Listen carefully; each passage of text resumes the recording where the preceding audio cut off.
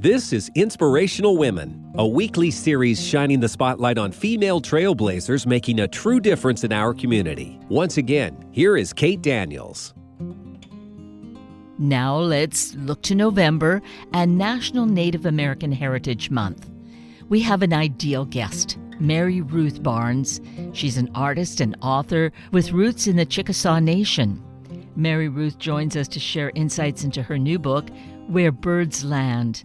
This is historical fiction based on the lives of her ancestors in the Oklahoma Territory. Mary Ruth Barnes, good morning. It is so wonderful to have you join us today. Good morning. Chukma in Chickasaw means hello, and I'm so glad to be here. Now, how is it that you say it in Chickasaw? Chukma. Tupna? Chukma, C-H-O-K-M-A. Oh, Chukma. Chukma. Yes. And so I'm saying hello to you in Chickasaw.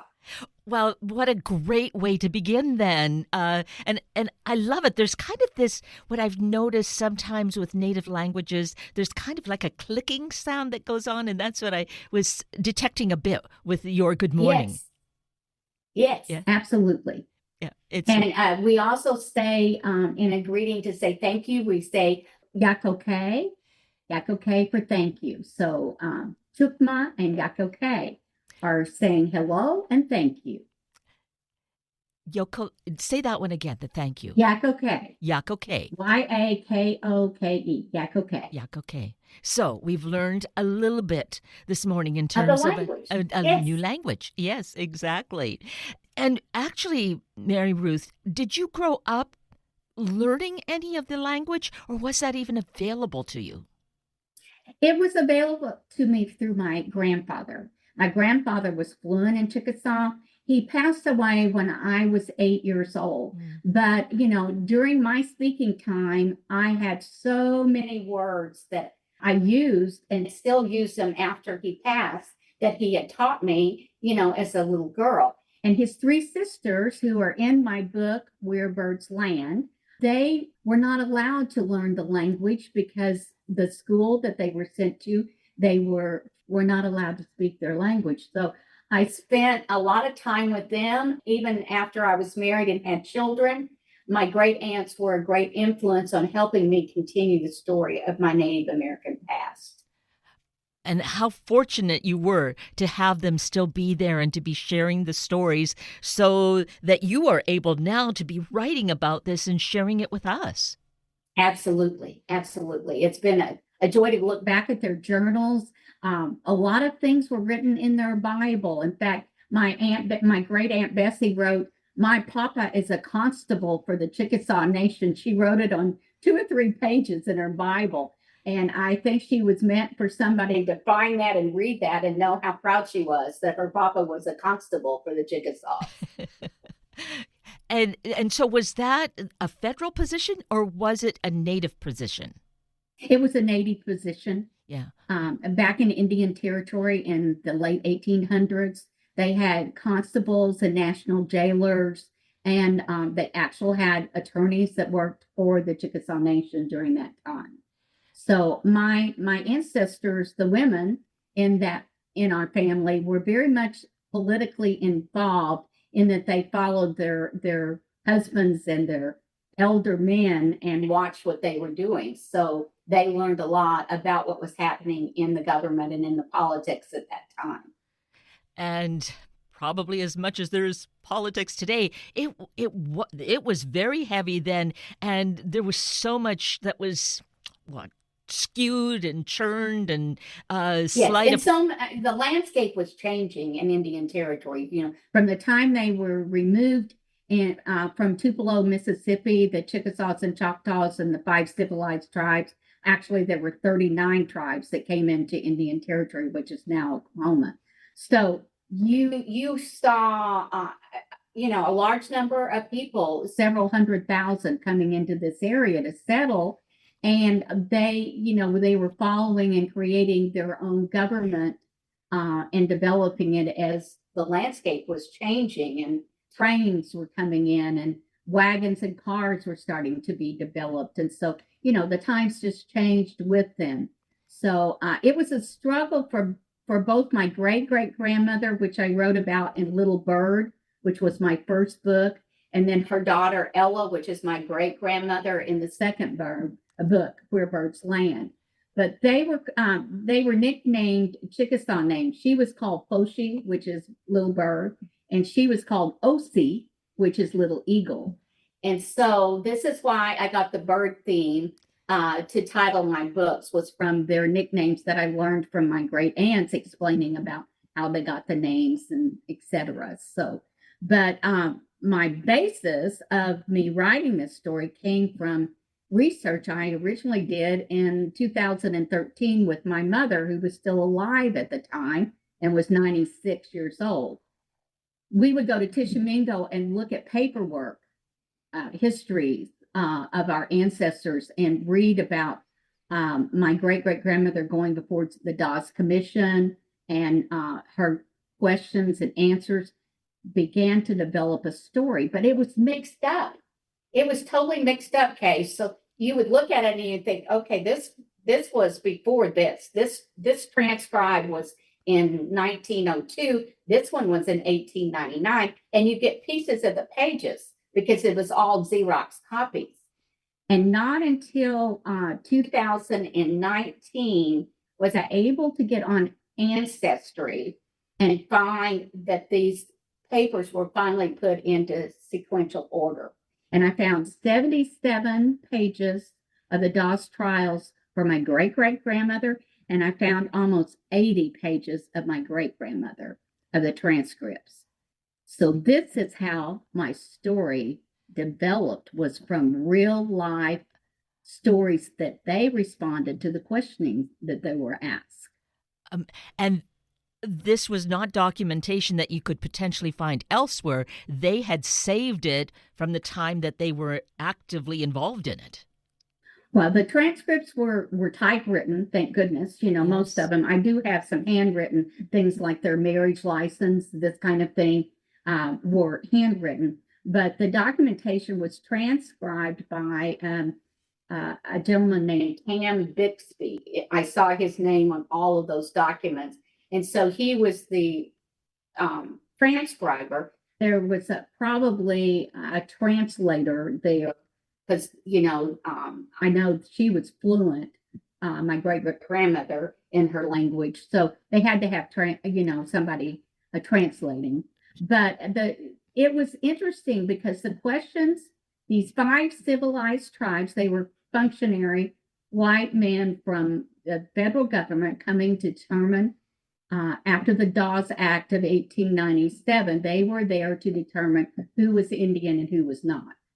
And that from that roll number, then they were able to determine who got an allotment. So even though they had lived on land there since 1850 for 30 years, they were going to get to be removed again. And so the tragedy started all over again. So my great-great-grandmother, her father was Cherokee and her mother was Choctaw, but she married and outlived 4 Chickasaw men, of which I told you one was a national jailer, one was a constable, one was the brother of a lawyer for the Chickasaw Nation. So they were all really involved heavily in the politics. But her daughter by her second husband was Ella, and Ella's father was Houston Brown, and he was full-blood Chickasaw. And she was able to continue, Ella was able to continue Esther's story because she fought for the land. Esther fought for the roll numbers to get the land, and Ella fought for the land because the land she was going to receive was rocky, and it was a lake and all rocks, and she was a farmer, and she needed to raise crops and horses and cattle, and she didn't want it. And the law during that time was that this land was put in a trust when it was allotted to you, and you could not sell it for 25 years. And so she didn't want to accept it, because if she accepted it, she'd be stuck with it for 25 years. Sure. So she took them all the way to the Supreme Court, trying to battle not to take or accept this land. And in the interim, she, came across land grifters and crooked men and crooked dealers. And it just became such a struggle for her to battle about this allotment. And then her 4 children, my grandpa Harry, her 3 daughters, Minnie, Bessie, and Romy, my 3 great aunts, all were sent away to boarding school. Harry was sent away to Harley Institute and all for boys, and the 3 girls were sent away to Bloomfield School, which was a school for girls. And of course, their culture was threatened then, their language was threatened, all of that. So there's a lot more to just the allotment in this book. There's a lot about the schools, the boarding schools. And so they each of them faced a different kind of, I guess, struggle. Okay, they worked hard to be the brave, independent women that they wanted to be, but there were so many barriers. And fortunately, I was able to read over and over again the transcripts to learn about those barriers and to relive their stories for them. That's what I tried to do. And it was a very emotional time for me to write both of these books. I became very involved emotionally, especially since I knew, my grandfather and my 3 great aunts quite well. And some of the stuff that I found was a revelation. I mean, I knew pieces of it, but the puzzle between ancestry and newspapers and research started opening up more doors than I ever thought it would.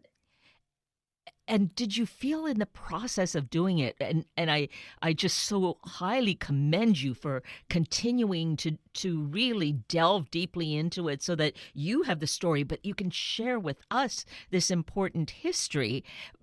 But so what was it that was compelling you and driving you to keep going? Because I'm sure it was not an easy task or easy work to unearth all this. Well, at some point I felt like that I was, I was honoring my mother. I was honoring my grandfather. I tell this story quite often. My grandfather died of leukemia, and he had a horse called Hotapushi, which means in Chickasaw means butterfly, and he called his horse Butterfly. And so when he came down with leukemia, he told me he would get on his horse and fly away and be cancer free. So I had this image of a horse with monarch butterfly wings. And so I'm an artist, so I painted that picture. And lo and behold, American Cancer approached me, and the monarch butterfly is a symbol of leukemia, which I did not know. And so that piece of artwork was accepted in 2011 for the Chickasaw Hospital in their surgery waiting room. And it also, because of the story I told, American Cancer chose it for their caregiver brochure for leukemia patients. So that was a God wink, I think, God wink moment, I call them, because it told me that I really needed to stay researching more stories about my grandfather and my ancestors, because I didn't expect all that to happen with one little story about, a grandfather with leukemia. It was very personal to me. But I didn't realize by opening up that I had opened up a lot of things for other people to want to know about their past. And I felt like my past all of a sudden wasn't just my past, but many, many Native Americans, indigenous people went through the same thing that my family went through. So, I guess that inspired me to begin the book, the first book. And then I just kept digging deeper. And revelation after revelation came forth to me. It was like there was a door opening every time I got through a path, another door opened. And so I felt compelled, to continue this story.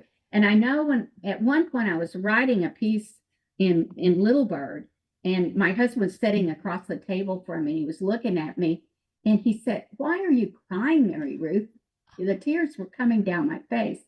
And I said, "Well, I'm writing this story." He said, "I know, but you're writing and you're crying at the same time." And I said, I was feeling the emotion that she was going through as I was trying to put it down on the page. And I didn't realize how much it had touched me. But there were moments in writing and then reading again when I wrote that I actually cried about, because especially in this book, I knew these people quite well. It was 1982 when my last great aunt passed away. And, I was in my 30s then. So, Mm-hmm. that these people meant a lot to me. And there were revelations that I found out about one of my great aunts that I didn't know what happened to her after Bloomfield School. And I'm not going to share that story with you because you have to read the book to know about Yes. it. But yes, you're absolutely right, Kay. It was painful at times, and then it was so joyful. And my grandfather's saying was that we experience what we call the quiet excitement for life. And I have never left that terminology, that little saying that he said for me, because it paints a beautiful picture. Mm-hmm. Quiet excitement is when we can tell a story, quietly share our feelings about our family, our events in our family, and get excited about it. And that's what he did for me. He gave me that energy to do that. Oh, and what an incredible gift was bestowed on you, and the Thank fact you. that you have embraced it to as you just shared with us, how you then continue to do your research and to tell the stories. And I love how you shared that things would be revealed. I think that's we can't expect that everything's laid out in front of us because we're overwhelmed, but the way you said you would do something, another door opens, and then more comes towards you and you find more. I think that any of us can learn a great lesson from that. Well, and I call them my great aha moments. You've heard that said before, but I know in the research that I did on Werebert's land, when I got to the point where my three aunts were at Bloomfield All Girls School, I realized that this Mr. Hendricks, who was the superintendent, was only there for 6 months. And I remember one of my great aunts saying there was trouble at the school, and the superintendent uh, he was no longer there. He said, my aunt said, he got fired.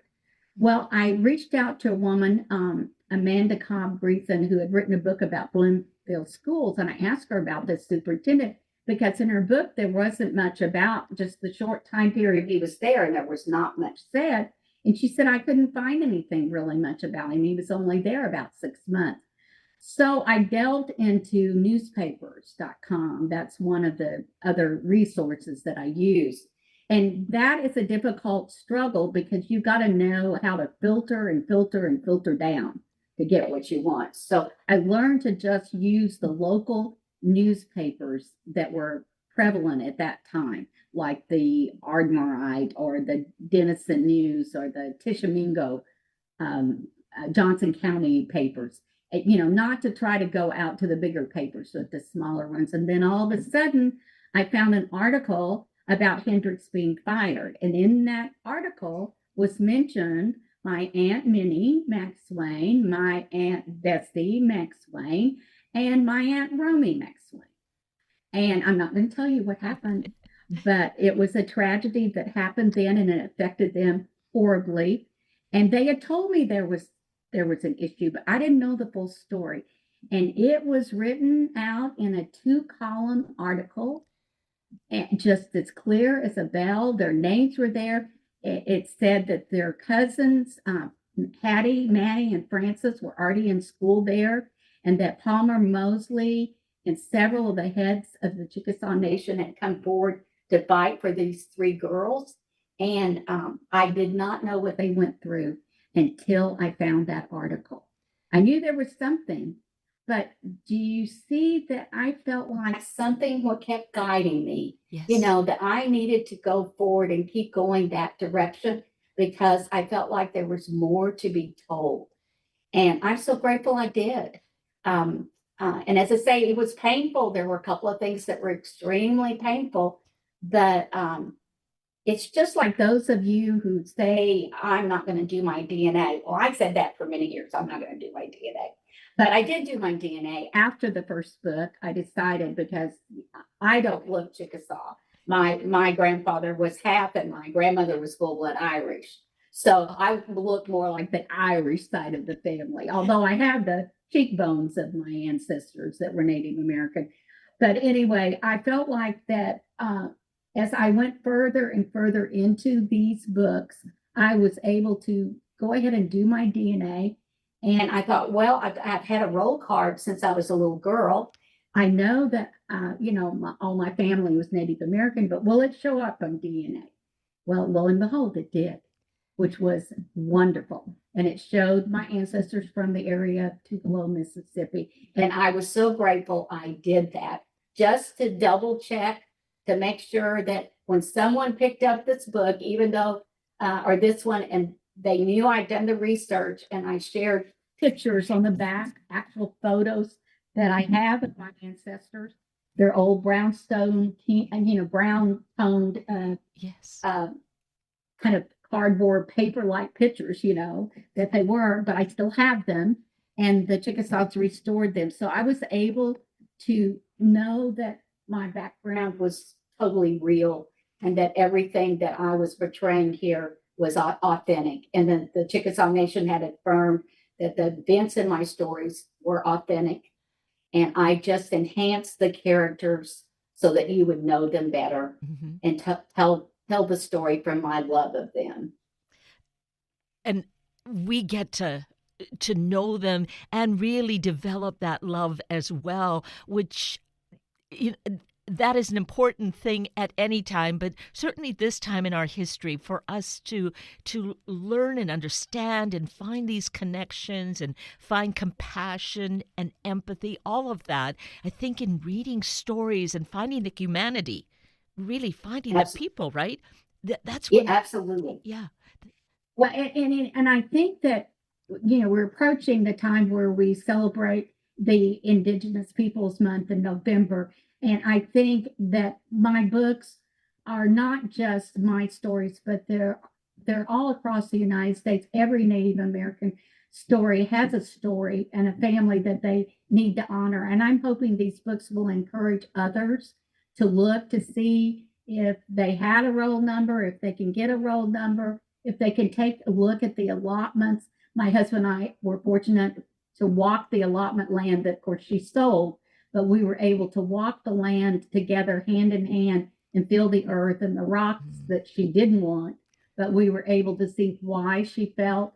We walked across Hickory Creek, which she describes in one of her transcribed questionnaires that they asked her. So I felt like I was touching the land and feeling the soil that she actually walked on. And that was so important to me, to be able to follow her path a little bit. As I wrote the story about her. And I could just imagine that the energy is always present. And so you would walk there, you could feel her presence and what had been, it still exists. So how wonderful that you were able to do that.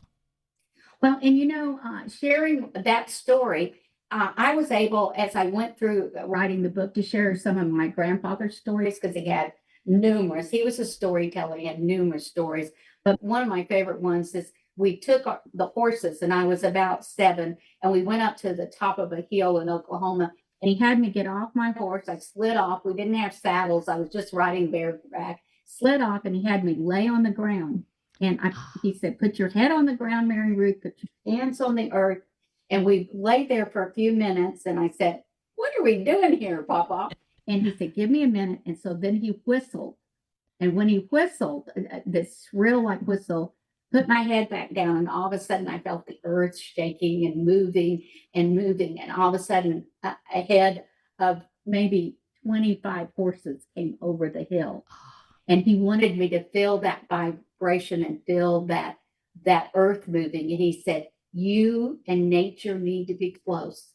Always be close to nature, my child. And I love that experience that he put me through. And I was able to share those stories in my books and elaborate on them a little bit more so that people would see that their ancestors are storytellers and we just have to dig deep to find them. And we all need to enhance those and relish on them and enjoy them and remember them. Oh, yes, absolutely. And it's in sharing each other's stories that can really spark something within us. So in your writing, both of your books, but this new one, Where Birds Land, just freshly out this month. And so it's really great to have it available for Indigenous Peoples Month coming up, and just all of the holidays that are coming up where we want to be gifting someone something special. A book is always great. And this book, Where Birds Land, as you've shared with us some of the stories and what we need to be finding answers to in Yes. between the covers, this is definitely a must read and a great gift combined. Absolutely. Absolutely. And I think it's not just for Indigenous people. Oh, I no. think the courage and resilience and grit that these women have represents all the women today, and how these women who took even the politics around them, the landscape, the government laws that were coming in, and they were able to stand up and and show people what they believed in and why they believed in it. And I think for every woman today, young woman today, I think this is a spiritual book in that it inspires you to go for your goals and do better and keep the strength that you should have as a woman in this world today. So I highly recommend them. I think young women, even teenagers, would enjoy the book as well. Totally agree. And it's got cattle rustling, and it's got all of those things that happen in that time frame. So I wasn't sure my husband would enjoy this story about a woman, and he couldn't put it down. I didn't let him read it till I was already done. And several men after that have come to me and said that they've read it a couple of times. They enjoyed the history and the events that happened in it, and understanding the landscape of the time and how everything changed around them during that time period before Oklahoma became a state. Yeah. Oh, it's utterly fascinating. So it's available at all of our favorite book sources and stores. Really support our brick and mortar stores, our indies, right? Yes. And Yes. and let's mention your website, because there's so much other great information, including your artwork, which maybe we'll have another conversation and we can talk about art as well, because it's so beautiful. But let's mention the website. Okay. Well, art is a story in itself. So that's why I have my combination of my books and my art on my website, maryruthbarnes.com. And the books are out there on Amazon and Kindle and Barnes and Noble and all of those great places. But go to my website. There are 2 video trailers that Chickasaws have created about my book. Both of them have video trailers. You will love them. They're about 2 minutes long, but it's like making the book cinematic as you read it, and then you see it performed by actors, which they hired to perform that little piece of that book trailer. So go see those on my website. They're linked in there. I have a newsletter on there, and I send out to anybody that will send me an email and tell you of my 3rd book I'm working on right now and tell you what's coming up. So excellent and so exciting, as is all that you are doing, Mary Ruth. It's been just so wonderful to have you join us and share the whetting of our appetite for these books and this history. So I so deeply appreciate your taking time with us, and looking forward to the 3rd book. Thank you. Thank you, Kate, for having me. I appreciate you so much.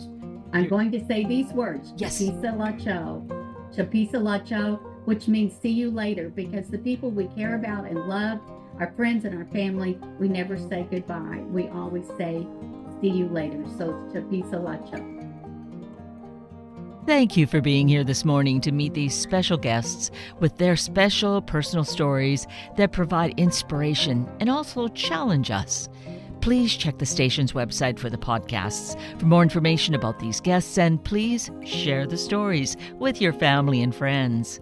I'm Kate Daniels. If you'd like to connect with me, simply send me an email, katedaniels@hubbardradio.com. Now, with this fresh day, a fresh canvas, what are you going to create? Thank you for listening to Inspirational Women. Tune in every Sunday morning at this time to hear about those truly empowering the Northwest community, all for the greater good. Sunday Morning Magazine and Inspirational Women are a public service of Hubbard Radio Seattle.